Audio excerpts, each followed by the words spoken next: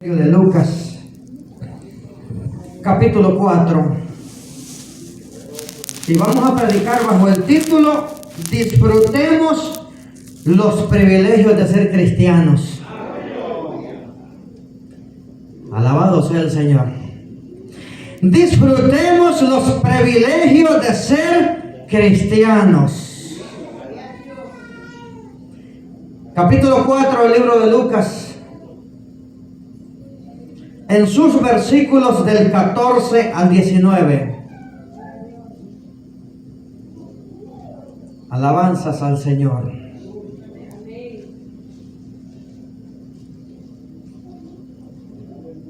Gloria a Dios. Leemos su palabra como fue escrita en el nombre del Padre, del Hijo y con la bendición del Espíritu Santo. Versículo 14. Aquí está hablando después de que Jesús regresó de la tentación, después que regresó los 40 días de ayuno. Dice el 14: y Jesús volvió en el poder del Espíritu a Galilea, y se difundió su fama por toda la tierra de alrededor, y enseñaba en las sinagogas de ellos, y era glorificado por todos. La palabra glorificado significa admirados, y era admirado por todos. Versículo 16: vino a Nazaret, donde se había criado, y en el día de reposo entró en la sinagoga conforme a su costumbre, y se levantó a leer. Y se le dio el pergamino del profeta Isaías. Habiendo abierto ese rollo, halló en el lugar donde estaba escrito: el Espíritu del Señor está sobre mí, por cuanto me ungió para dar buenas nuevas a los pobres. Me ungió pero me ha enviado para sanar a los quebrantados de corazón. Me ha enviado a pregonar libertad a los cautivos, y me ha enviado a dar vista a los ciegos. También lo envió Dios el Padre a poner en libertad a los oprimidos. Y también le dijo que fuera a predicar el año agradable del Señor.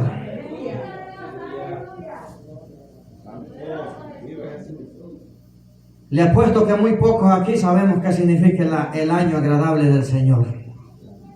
Pero hoy vamos a ver qué Dios dice en ese versículo 19.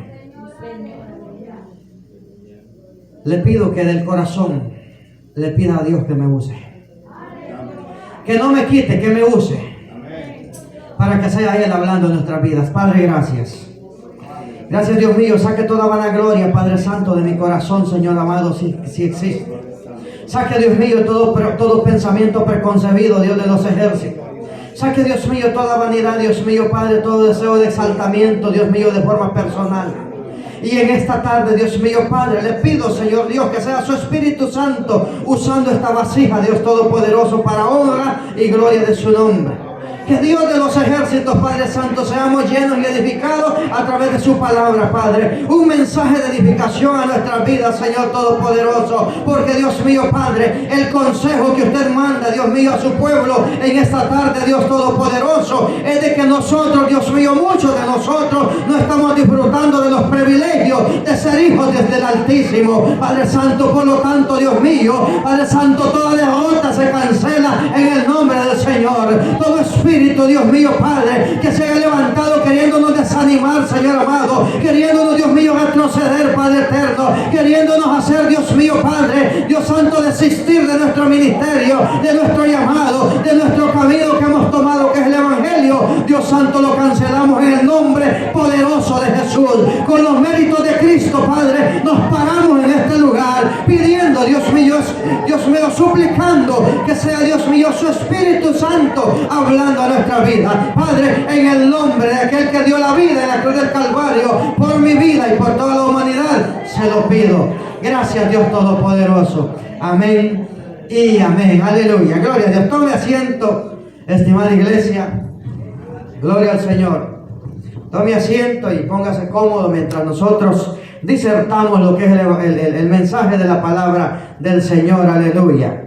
Gloria a Dios. Este pasaje me llamaba mucho la atención. Dios hablaba poderosamente a mi vida, ¿sabe? Porque cuando yo paso leyendo el pasaje y Dios me da el tema, dije yo, ¿cuánta razón tiene Dios con ese tema que a mí me dio en esta tarde, dije yo, en este día, para la iglesia de este día domingo? Porque realmente, iglesia, usted y yo sabemos de que tenemos un adversario que nos está haciendo creer lo contrario a la palabra. Ese adversario se le acercó al mismo Jesús allá en el desierto después de ser bautizado. Ese mismo adversario se le acercó, se le presentó a Jesús, queriéndolo hacer romper el compromiso de 40 días de ayuno que que Jesús había hecho con su Padre. En calidad de hombre, Jesucristo al principio de su ministerio decide comenzar el ministerio con el pie derecho, ofreciendo 40 días y 40 noches en comunión con el Padre. Qué bonita forma de comenzar un ministerio, porque en las rodillas está la victoria, porque en las rodillas está el poder y porque en las rodillas está la respuesta de Dios. Aleluya. Es allí donde usted lo va a encontrar, iglesia. Es por eso al principio de la enseñanza de este día a las 11 de la mañana yo dije, Dios ha puesto en mi corazón un mes completo de ayuno en general como iglesia. Yo le estaré dando la fecha, pero Dios nos ha puesto eso y no lo ha puesto para que nosotros nos exaltemos, sino que para que Dios nos baje de la nube donde nos hemos subido algunos de nosotros. Aleluya, porque todavía hay vanagloria en la iglesia, todavía hay contienda en la iglesia, todavía hay murmuración, todavía Satanás no ha sacado la última pata de la iglesia. Y necesitamos que a través del ayuno, a través de la oración, Dios respalde esta congregación. Que aquí venga la gente herida del corazón y se vaya sana. Que aquí venga la visita a esta iglesia con necesidades y podamos nosotros ver y percibir la necesidad con la que ellos entran a este lugar. Nosotros necesitamos que ese Dios de poder que predicamos de labios se manifieste en este lugar. Necesitamos que ese Dios de poder que nosotros decimos y pregonamos que realmente se haga visible en esta casa. Que no solamente digamos nuestro Dios sana y con la multitud de enfermos, nuestro Dios liberta y con la multitud de cautivos, nuestro Dios es bueno y nosotros en la cueva porque no hayamos que hacer. Necesitamos que lo que predicamos sea acorde a lo que sucede en la congregación. Yo creo que ya fue suficiente. Es necesario que la iglesia vuelva a ser una sola y no dos. Que vuelva a ser una sola, que se una a la iglesia, porque siempre en toda congregación hay división. Pero a través de la oración vamos a romper eso en el nombre de Jesucristo. Por lo tanto, Jesucristo se fue. Y Jesucristo se fue 40 días. Llegó el tentador, pero el tentador no pudo con él. ¿Por qué será que el tentador muchas veces nos encueva en la casa a nosotros? Llega y en nuestra casita nos hace sentirnos a gusto. Nos hace sentirnos bien, nos hace sentirnos cómodos y todavía pone en el pensamiento del tentador y nos dice, Dios sabe tu situación. Es que Dios sabe. Mire, esa expresión de que Dios sabe, yo tengo un lema que aprendí de un predicador que dice que desde que existieron las excusas, nadie queda mal. Déjeme decirle que eso no es de Dios. Las excusas, muchas veces tenemos cosas que hacer y vamos a faltar, pero necesitamos determinarnos, necesitamos tomar la decisión de servirle verdaderamente a Dios. Yo le digo en esta tarde, tiempos difíciles vienen, momentos duros están por aparecerse. Hoy usted está tranquilo. Hasta le mandaron dinero hace poco del gobierno a algunos. Estamos a gusto, tenemos suficiente alimento, tenemos tranquilidad, muchos de nosotros. Pero viene el momento en el que por mucho dinero que tenga, la paz va a ser sacudida. Por mucho beneficio, por mucho bienestar, por mucha posesión, por mucha economía que tenga, déjeme decirle, viene el momento en el que eso no le va a servir. ¿Sabe qué es lo que le va a servir? Los tesoros que ha hecho en el cielo. Los tesoros que ha hecho en el cielo. ¿Cuántas horas han pasado de rodillas? ¿Cuántas veces le ha llorado a Dios? ¿Cuánto usted ha clamado por la presencia de Dios en su vida? Eso es lo que a usted lo va a hacer resistir. Porque viene la persecución. Porque viene el sufrimiento para la iglesia. Porque viene el momento difícil, pero también quiero decirle que con el momento difícil viene Dios también a meter su mano y a levantarnos. Viene Dios a consolarnos. Viene Dios a decirle, óyeme, no te preocupes, aquí estoy contigo, no te he dejado solo, no me he ido todavía. Así es de que Dios se va a manifestar más en esos momentos que hoy. Pero necesitamos llenarnos de Él. Necesitamos llenarnos de Él. Usted no se llene de cosas del mundo. Sacúdase, cierre las oídas a las cosas del mundo. Entréguese verdaderamente de una forma decidida y definida a seguirlo a Él. El evangelio no es de tesones. ¿Conocemos esa palabra? El evangelio no es de tesones, de hoy sí, mañana no, pasado sí y luego no. No es de que este mes vengo y el otro mes no, señor. El evangelio es de que el momento que usted pone la mano en el arado, no puede ver ni para la derecha ni para la izquierda, mucho menos para atrás. El momento en el que usted, iglesia, puso la mano en el arado es porque usted va a seguir adelante avanzando, porque Dios ha llamado a los valientes y demostrémosle que somos valientes. Demostrémosle a Dios que somos valientes. Mire, Job, dice la palabra, perdió todo. Lo perdió todo. Sus hijos, ¿cuántos aman a sus hijos? Perdió a sus hijos, su ganado, sus cultivos, y no retrocedió. Y no retrocedió. ¿Usted ve cómo terminó el hombre al fin? Dios lo levanta, le dobla la cantidad de hijos, le dobla las posesiones, le compone la mujer.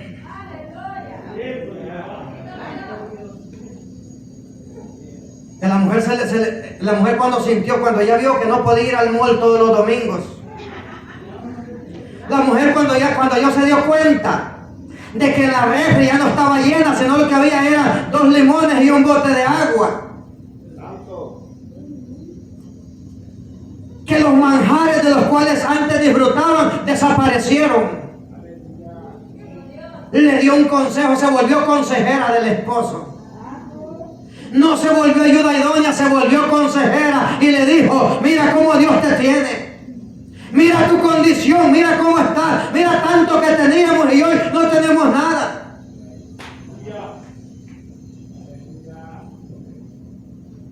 Se le acerca a la mujer y le dice, oye Job, ¿todavía estás dispuesto a seguir manteniendo tu integridad a Dios?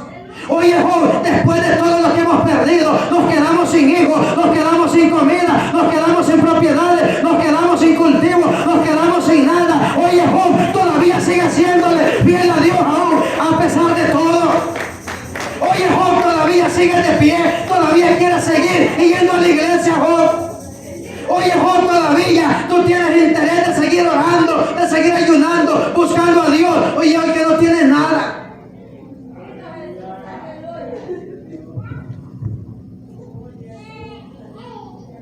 Yo te aconsejo, le dijo a la mujer, yo te aconsejo que desistas de hacer aleluya. Yo te aconsejo que desistas de seguir a Dios. Yo te aconsejo que te eches para atrás y maldigas a Dios y de acaba con este sufrimiento de una vez por todas. ¡Qué consejos!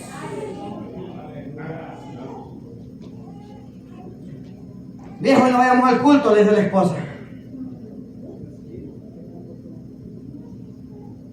Mira, hoy no tengo ganas de ir al culto, le dice la mujer al hombre. Vete tú solo. O no vayamos.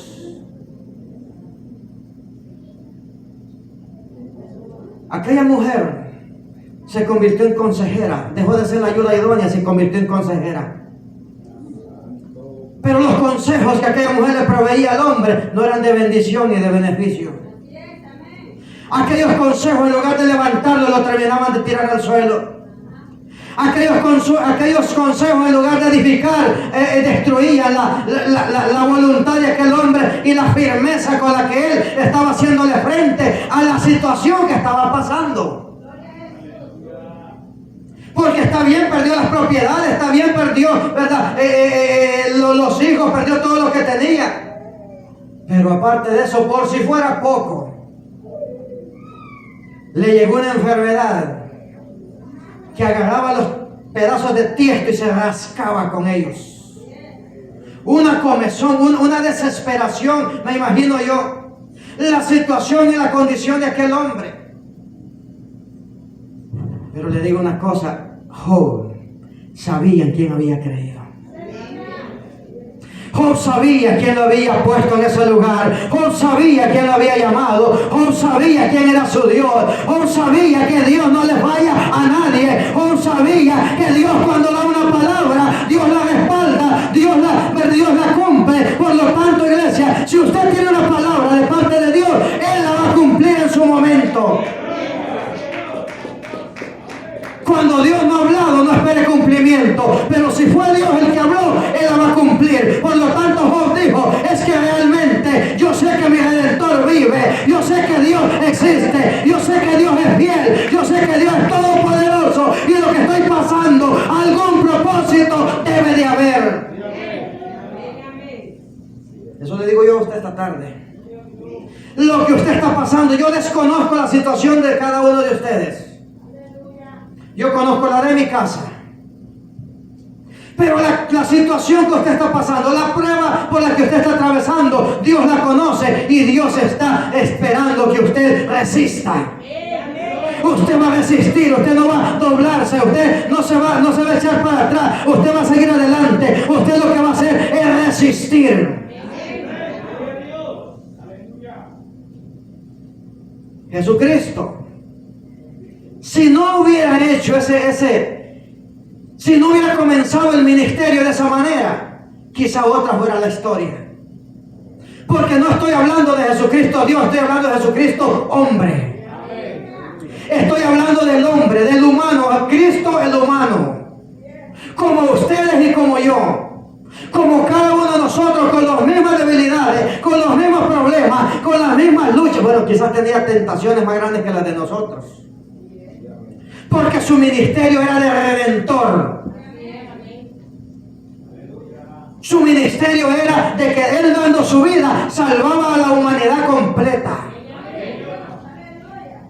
Nosotros no predicando, son unas cuantas vidas las que se pierden nada más. Pero si Jesucristo no cumple su ministerio, entonces era una humanidad completa. ¿Se imagina? Entonces Jesucristo dijo, yo me voy al desierto. ¿Cuántos dicen lo mismo? ¿Cuántos decimos lo mismo? Oiga, en el desierto es cierto que hay hambre. En el desierto es verdad que hay sufrimiento, pero también hay victoria. En el desierto hay respuesta. Venía el pueblo de Israel caminando por el desierto y dice que ya se habían aburrido del maná que les daba y dijeron, queremos carne. Y Dios le mandó carne. Tenemos sed, Dios le mandó agua. Entonces en el desierto hay sufrimiento, pero hay respuesta. Hay sufrimiento, pero se ve la mano de Dios. Pero en el desierto no se ve allá en el Atlántico, no se ve en el Divachi, no se ve en el Golden Corral, no se ve comiendo bien los 3 tiempos todos los días. Se ve, ¿verdad?, cuando separamos nosotros días de la semana para sacrificio de los alimentos para agradar a Dios. Allí se ve. Allí se ve. Disposición. Pero pasamos al desarrollo del mensaje.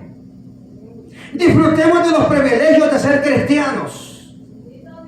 Disfrutemos de los privilegios que tenemos, que a través de lo que vimos en la enseñanza, que mientras no éramos pueblo, vino Cristo, dio su vida por nosotros y nos hizo pueblo. Por lo tanto, Él, al habernos hecho pueblo, nos dio, nos trajo, puso en nuestra vida privilegios que antes no teníamos. Privilegios con los que antes no contábamos. Por lo tanto, iglesia, hoy es tiempo de que usted y yo disfrutemos de esos privilegios. Es tiempo de que comencemos nosotros a ver la victoria en nuestros hogares.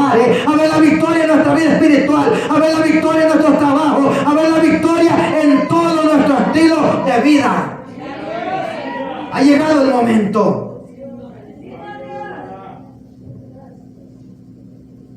Entre más usted se quiera levantar, más dura va a ser la lucha. Entre más Dios vaya a hacer cosas en su casa, más problemas va a tener. Entre más usted quiera meterse en su ministerio con Dios, el enemigo se va a levantar más fuerte queriéndolo detener. Pero fiel es Dios y poderoso, que no dejará. Si Él lo ha puesto, no lo va a dejar ir. Si Él lo ha puesto, lo va a respaldar. Si Él lo ha puesto, aunque Satanás se levante, aunque Satanás quiera, aunque Satanás haga berrinche, que Satanás use toda la estrategia, oiga, Dios lo levanta. Dios no lo permite. Dios no lo permite, aleluya. Así es de que, iglesia, usted y yo tenemos que disfrutar de los privilegios que tenemos en Cristo. Dice la Biblia que entonces, después de que Jesús regresa del desierto, dice que vino en el Espíritu a Galilea. Y dice, se difundía su fama por toda la tierra de alrededor y enseñaba en las sinagogas de ellos y era admirado por toda la gente. Como maestro, Jesucristo desde los 12 años lo vemos dándose al tú por tú con los maestros de aquel tiempo. Que para ser maestro en ese tiempo no era solamente, ¿verdad?, agarrar la Biblia y decir esto dice, no, había que realmente escarbar. Había que pasar un proceso, mejor dicho, había que ser aprobado. Ayer, hablando yo con el hermano Jairo en el convivio que tuvimos en la parte de abajo, él dijo dos palabras que quizás él las dijo nomás, o Dios las mandó y él las vio pasar desapercibidas. Pero para mí fueron una bomba. Y hablábamos del ministerio. Y él dijo estas palabras. El ministro dijo, tiene que ser probado y aprobado. Mi corazón le dijo que se sacudió. El ministro tiene que ser probado y aprobado. Dos expresiones que a mí me tuvieron toda la noche, me estuve despierto pensando en ellas. La prueba es una tentación. Tentación a dejar un ministerio, tentación a irse al mundo, tentación a no venir al culto, tentación a quedarse en casa, tentación a hacer la voluntad de la carne y no la voluntad. Esa es una tentación, una prueba. Y no es pecado la prueba. En la prueba no hay pecado. Y como lo mencionaba yo el domingo pasado en la enseñanza, debemos de sacarle provecho a esa situación. Debemos de sacarle un provecho. ¿Y cuál es el provecho que le vamos a sacar? Venciéndola. Venciéndola. ¿Qué fue lo que Jesucristo hizo aquí en capítulo 4 de Lucas? Escrito está, diablillo, le dijo. Mira, Satanás, le dijo, lo que tú me estás ofreciendo para otros suena bien, pero conmigo no. Escrito está, le dijo. Entonces también yo le digo en esta tarde, escrito está que solo los valientes heredarán el reino de los cielos. Escrito está que los cobardes, que los que se bajan, que los que se echan para atrás, que los que se van al mundo, que los que se regresan, no podrán heredar el reino de los cielos. Escrito está, Dios ha dicho, solo los valientes lo arrebatan. El evangelio dice que es un camino de espina, es un camino difícil, pero solo los valientes. Y no pongamos el evangelio como un camino trágico y difícil. Pongámoslo como un camino de privilegios y de oportunidades. Un camino de privilegios y de oportunidades. Por lo tanto, disfrutemos los privilegios de ser cristianos. Versículo 16 y dice: y vino a Nazaret, donde se había criado, y en el día de reposo entró en la sinagoga. Mire, en el día de reposo. ¿Cuál era el día de reposo? Era el día sábado, ¿verdad? El séptimo día. El séptimo día era el día de reposo y sigue siendo para los hebreos. Entonces Jesucristo vino en el séptimo día, en el día de reposo, y dice que enseñaba en la sinagoga. Entonces Jesucristo cumplía y obedecía el día de reposo. Jesucristo cumplía y obedecía el día de reposo. Por lo tanto, sigue diciendo, y como era conforme a ¿qué? Su costumbre. Costumbre de enseñar en el día de reposo. Como era su costumbre, dice, se levantó a leer. ¿Cuándo? El día de reposo. No tocamos más ese tema ya. Y se le dio, dice, el libro. Cuando dice el libro se refiere al pergamino, porque no había libros, del profeta Isaías. Y habiendo abierto el libro, halló el lugar donde estaba escrito. 2 puntos y me paro. Yo espero que de hoy en adelante usted y yo veamos las oportunidades que tenemos en la salvación de una forma diferente. Yo espero que la derrota, cuando llegue a nuestra casa, le demos una patada y la saquemos corriendo. Yo espero que en esta tarde, que todo el momento que llegue el desánimo a querer llegar a nuestras vidas, podamos reprenderlo en el nombre del Señor. Yo espero que en el momento que usted se sienta atado, usted se acuerde de este mensaje del día 31 de enero del año 2021. A las 1:40 de la tarde, en el cual nosotros tomamos 15 minutos para terminar el mensaje con las bendiciones y privilegios que tenemos en Cristo. Entonces dice donde estaba escrito, el Espíritu del Señor está sobre mí, dice Jesús, por cuanto me ha ungido para dar buenas noticias a los pobres. Es un privilegio que tenemos en Cristo. Él trajo buenas noticias a los pobres. Entonces me dirá usted, pastor, yo no tengo trabajo y hasta deudas tengo. Soy pobre. Las buenas noticias son para mí. Pastor, fíjese que yo tenía buen trabajo antes y no sé qué pasó. Me corrieron del trabajo, pero ahora he entrado a un trabajo donde ganaba $25 antes y hoy gano a 12 y apenas salgo con mis gastos de la casa. ¿A esa pobreza se refiere, pastor?